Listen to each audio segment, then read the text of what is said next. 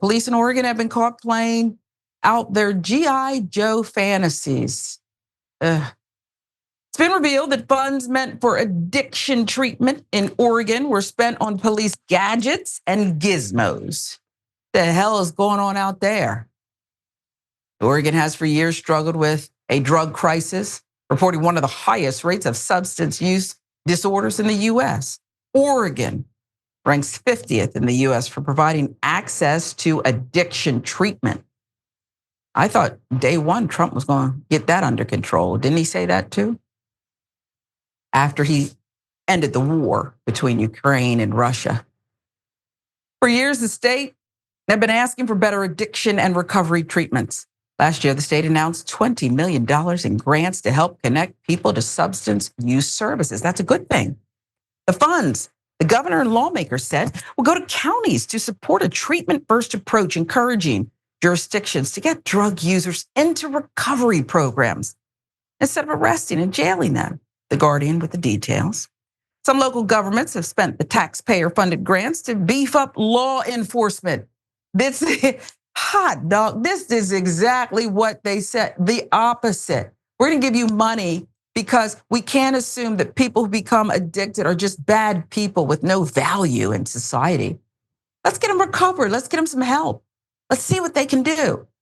And you done spent the money on arresting and jailing them. Shameful. Shameful. Some local governments have spent the taxpayer-funded grants to beef up the police state. Budget documents reveal that several counties have put the money toward hiring prosecutors, acquiring police gadgets and police vehicles, covering sheriff costs. Washington County, the state's second largest jurisdiction, budgeted twice as much of its funds for police and district attorney salaries as it did on community programs. Not even community policing, where everybody knows your name and you're out of your squad car. 2 other counties use the money for laser devices that are meant to detect drugs, but have been criticized as useless. You done bought lasers that don't even really work? Let's talk about the legislators. They gave the state's 36 counties wide discretion on how to implement the new law. That's your first mistake. Okay. Washington County got a $1.5 million deflection budget approved last year. Oh, I wonder how they spent that money. Well, let's see here. Okay, nearly $700,000 of it was allocated to salaries for new law enforcement positions. $283,487 for a high-level deputy district attorney. $116,664 for a legal specialist in the district attorney's office. $257,335 for a sheriff's lieutenant.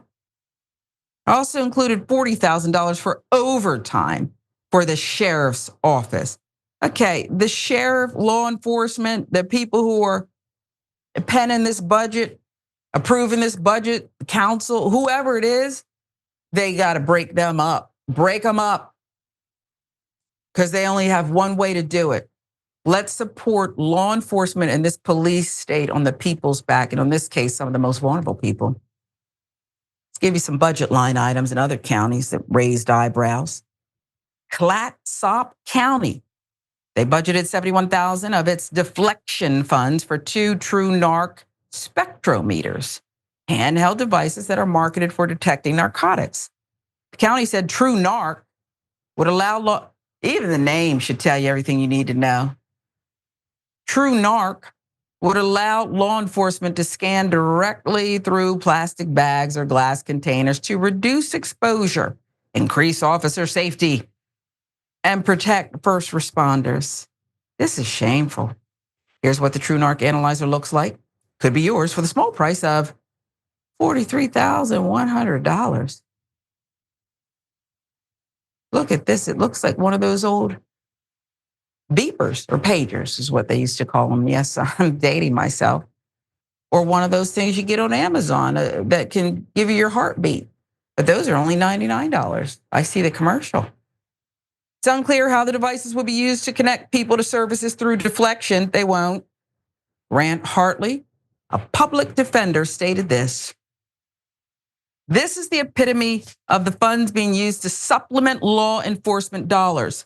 When you put out a grant without any meaningful restrictions, saying it can be spent on anything related to deflection, well, this is what you end up with." True Narc was requested because of a myth about the dangers of fentanyl exposure. And by paying for it, you're endorsing the myth.